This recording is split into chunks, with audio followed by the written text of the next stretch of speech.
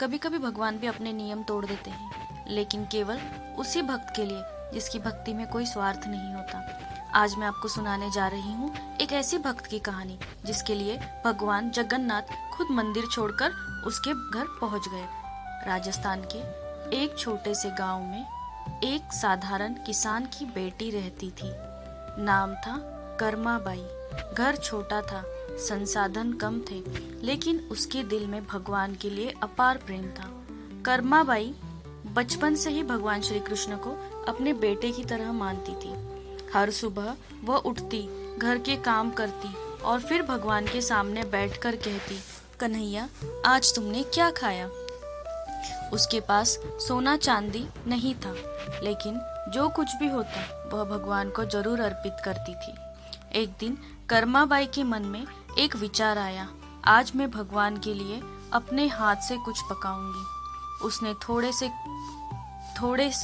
थोड़े चावल और दाल लाए, मिट्टी के चूल्हे पर खिचड़ी बनाई। खिचड़ी साधारण थी, लेकिन उसमें कर्माबाई का प्रेम और विश्वास था। जब उसने भगवान को भोग लगाया तो उसकी आंखों में आंसू थे और दिल में एक ही प्रार्थना, कन्हैया मेरे हाथ की खिचड़ी जरूर खाना।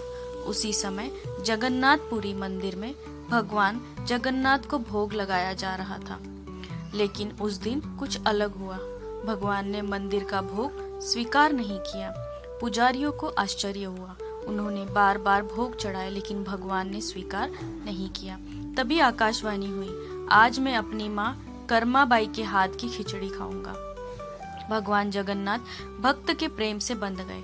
वे मंदिर छोड़कर कर्माबाई के गांव पहुंचे।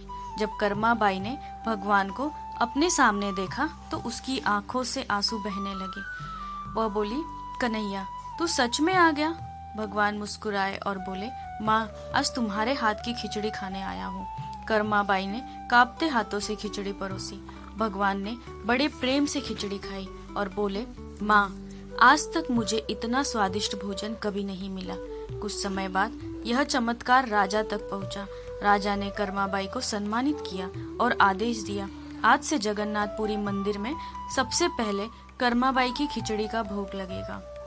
और कहा जाता है आज भी जगन्नाथपुरी मंदिर में 56 भोग से पहले सबसे पहले कर्माबाई की खिचड़ी भगवान को अर्पित की जाती है। यह कहानी हमें सिखाती है कि भगवान को धन नहीं चाहिए, भगवान को भव्य मंदिर नहीं, सच्चा प्रेम चाहिए। क्योंकि जब भक्त का प्रेम सच्चा होता है तो भगवान भी अपने नियम तोड़ देते हैं।